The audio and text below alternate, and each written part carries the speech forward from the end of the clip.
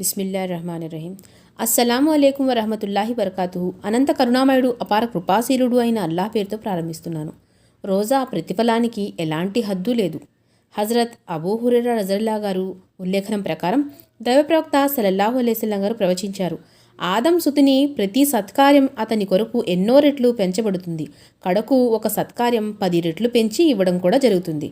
ఆ 10ంతలనే 700 రెట్లకు పెంచి ఇవ్వడం కూడా జరుగుతుంది. అయితే అల్లా సెలవిస్తున్నాడు, రోజా విషయం దీనికి భిన్నమైనది. ఎందుకంటే అది నా కొరకు ఉంచబడింది. అది నేనే, కాబట్టి దాని ప్రతిఫలం కూడా నేనే ఇస్తాను. ఉపవాసి తన శారీరక సుఖాలను అన్నపానీయాలను నా కోసం త్యజిస్తాడు. ఉపవాసానికి 2 సమయాలు ఆనందకరమైనవి. ఒకటి ఇఫ్తార్ వేళ, రెండవది తన ప్రభువును కలుసుకునే సమయంలో. ఉపవాసి నోటి నుండి వచ్చే వాసన అల్లాహకు కస్తూరి సువాసన కన్నా మిన్నగా ప్రీతికరం.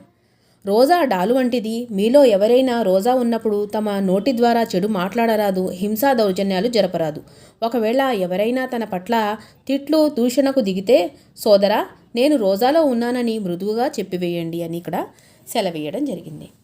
అయితే ఇతర పుణ్యకార్యాలైతే 10 నుండి 700 రెట్లకు పెంచి ఇవ్వబడతాయని ఇక్కడ చెప్పడం జరుగుతుంది. కానీ రోజా గురించి అవి నా కొరకు, అంటే కేవలం నా కోసం పాటించబడుతున్నాయి కాబట్టి వాటి ప్రతిఫలాన్ని నేనే ఇస్తాను అని అల్లాహ్ తాలా చెబుతున్నాడు. దీని భావం ఏంటంటే, ఇతర సత్కార్యాలు అల్లాహ్ కోసం కానవి అని ఎంత మాత్రం కావు. వాటి ప్రతిఫలం ఎటు ఇవ్వబడుతూనే ఉంటుంది. ఇక్కడ ప్రస్తావించినట్లు దీని భావం ఏమిటంటే, అవి అల్లాహ్ కొరకు ప్రత్యేకం కాబట్టి ఆయన కోరినంతగా ప్రతిఫలాన్ని ప్రసాదిస్తాడన్నమాట. అయితే ఇతర సత్కార్యాలు పుణ్యాలు రెట్లు 700 వరకు పెంచి ఇవ్వడం జరుగుతుందని, దీనికి బదులుగా రోజా విషయమైతే అల్లాహ్ తన ఇష్టానుసారం దానికి ప్రతిఫలాన్ని ఇస్తాడని సెలవిస్తున్నాడని దీని యొక్క అర్థం అన్నమాట. అంటే రోజా ప్రతిఫలంలో ఎలాంటి హద్దు నిర్ధారితమై లేదు. అల్లాహ్ తాను తలిచినంత మేరకు ప్రసాదిస్తూనే ఉంటాడు.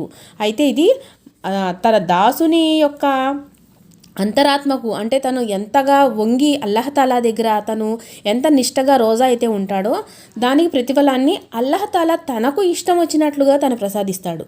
అంతే తప్పించి దీనికి ఒక హద్దు అనేది లేదు అని ఈ హదీస్ ద్వారా మనకి అర్థమవుతుంది.